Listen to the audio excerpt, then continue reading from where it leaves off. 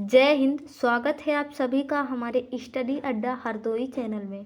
आज हम समझेंगे जीडीपी क्या होती है और जीडीपी को कैसे निकाला जाता है और जीडीपी कैसे पता चलती है किसकी जीडीपी बढ़ रही है या घट रही है और इंडिया जीडीपी के मामले में कहाँ पर है।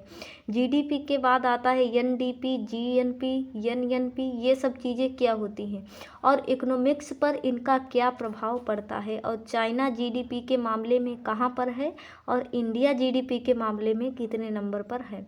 अगर हम जीडीपी की बात करें तो इंडिया वर्ल्ड के 5वें स्थान पर आता है जीडीपी के मामले में, लेकिन पीपीपी के मामले में इंडिया तीसरे स्थान पर आता है। तो इसमें अंतर क्या है? पहले तो आप जीडीपी की परिभाषा समझिए। जीडीपी में 4 चीज़ों का ध्यान रखा जाता है। नंबर 1, राजनीतिक सीमा, यानी आपको सीमा में ही रहकर जीडीपी निकालना है। जैसे कोई चीज़ राजस्थान में बन रही है तो उसे आप मध्य प्रदेश की जीडीपी में काउंट नहीं करेंगे, वो राजस्थान की जीडीपी में काउंट होगी। वैसे ही अगर कोई चीज़ इंडिया में बन रही है तो उसे आप चाइना की जीडीपी में काउंट नहीं कर सकते हैं। जैसे चाइना की कोई कंपनी इंडिया में घड़ी बना रही है तो वो घड़ी इंडिया में बन रही है, भले ही चाइना की कंपनी बना रही है, लेकिन वो इंडिया की जीडीपी में काउंट की जाएगी। जीडीपी राजनीतिक सीमा के अंदर ही काउंट की जाती है और 1 साल में जीडीपी को निकाला जाता है। इसमें वस्तु एवं सेवाओं को शामिल किया जाता है, इसके अंतिम मूल्य इसका शामिल किया जाता है। तो सबसे पहले हम इसका अंतिम मूल्य समझते हैं। अंतिम मूल्य क्या होता है? अंतिम मूल्य उसे कहते हैं जैसे कोई चीज़ कई कंपोनेंट से मिलकर बनी होती है तो हम उसे अंतिम मूल्य में ख़रीदने जाते हैं। जैसे लैपटॉप या कंप्यूटर अलग अलग चीज़ों से मिलकर बना होता है तो हम उसका अलग अलग प्राइस नहीं लगाएंगे, उसका अंतिम प्राइस लगाएंगे। सभी चीज़ें इसमें इंक्लूड रहती हैं और हम इसका अंतिम मूल्य लगाते हैं। अब जैसे एक और एग्जांपल से समझते हैं। आप कोई बिल्डिंग खरीदने जाते हैं तो आपको लास्ट कॉस्ट बताया जाता है, आपको अंतिम मूल्य बताया जाता है। इसमें अलग अलग वस्तु शामिल ऐसा नहीं है, इसमें ईंट का अलग मूल्य बताएगा, सीमेंट का अलग बताया जाएगा, इसमें जोड़कर अंतिम मूल्य बताया जाता है। तो जीडीपी को काउंट करने के लिए अंतिम मूल्य भी काउंट किया जाता है इसका। तो कहीं पर भी हमें अंतिम वस्तु का पेमेंट करना होता है। अब वस्तु और सेवा समझते हैं। वस्तु हम उसे कहते हैं जब पैसे के बदले हमें कोई सामान मिलता है, उसे हम छू कर देख सकते हैं। और पैसे के बदले जब हमें कोई सामान ना मिले तो उसे हम कहते हैं सेवा। जैसे आप पढ़ने जाते हैं तो पैसा देकर क्लास में बैठते हैं और पढ़कर चले जाते हैं, हाथ में उठाकर कोई सामान नहीं मिलता है, सीधे दिमाग में चला जाता है, तो इसे हम कहते हैं सेवा। जब हमें पेमेंट के बदले कुछ ना मिले बल्कि फील हो, उसे कहेंगे हम सेवा। तो अगर सामान मिल गया तो उसे कहेंगे वस्तु, अगर सामान नहीं मिला तो उसे कहेंगे सेवा। इंडिया में जितना भी सामान बन रहा है उसका ही हिसाब रखना जीडीपी कहलाता है। तो जीडीपी में वस्तु को शामिल करते ही हैं, साथ में सेवाओं को भी शामिल कर देते हैं। भारत में जितना भी ट्रांसपोर्ट वो सेवा ही होता है। जैसे ट्रेन हो गया, बस हो गया, कोई भी ट्रांसपोर्ट हो गया, वो सब क्या है? सेवा है। बैंकिंग, स्कूल, ये सब क्या है? सेवा है। तो जीडीपी में आप अंतिम वस्तु समझ गए, हमें किस चीज़ का प्राइस जोड़ना है और अंतिम वस्तु किस किस चीज़ का? तो वस्तु और सेवा का। भारत में कितनी कंपनियां हैं, वो कितना पैसा कमा रही हैं, उन सभी को जोड़ेंगे तो इंडिया की जीडीपी निकलेगी।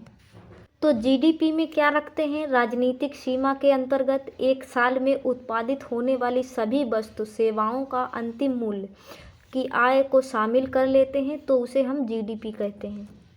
जीडीपी की फुल फॉर्म होती है ग्रॉस डोमेस्टिक प्रोडक्ट, यानी सकल घरेलू उत्पाद, यानी कि टोटल आपके घर में कितना उत्पादन हुआ है उसी को हम कहेंगे सकल घरेलू उत्पाद, यानी कि जीडीपी।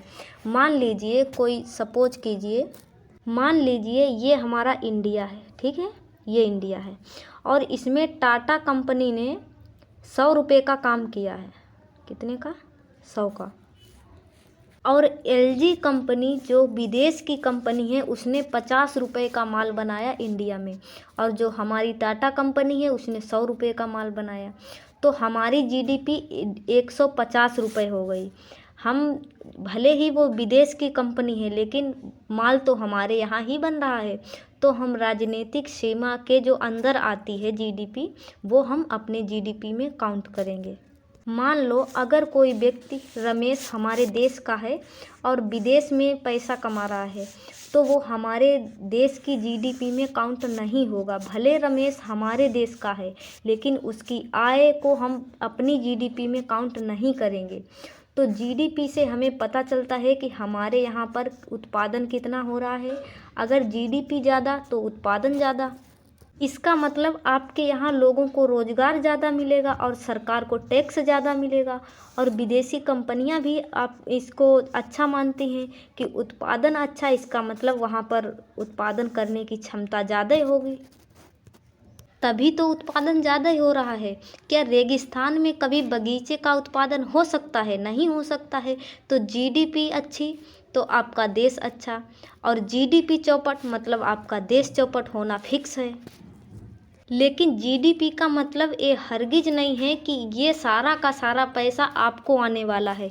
ये अलग बात है कि विदेशी कंपनी हमें रोज़गार देगी, विदेशी कंपनी भारत सरकार को टैक्स देगी, लेकिन विदेशी कंपनी अपना पूरा का पूरा मुनाफा अपने देश लेकर जाएगी। जीडीपी हमारा राष्ट्रीय उत्पाद नहीं है, ये हमारे एरिया में उत्पादित हो रहा है, लेकिन ये 100% हमारा नहीं है। इससे यही दिखता है कि सरकार को टैक्स ज़्यादा मिलेगा, रोज़गार होगा और उस देश का उत्पादन क्षमता बढ़ेगी। इसे देखकर विदेशी कंपनियां भारत में आएंगी। तो अब बात करते हैं जीएनपी यानी ग्रॉस नेशनल प्रोडक्ट, सकल राष्ट्रीय उत्पाद, जीएनपी।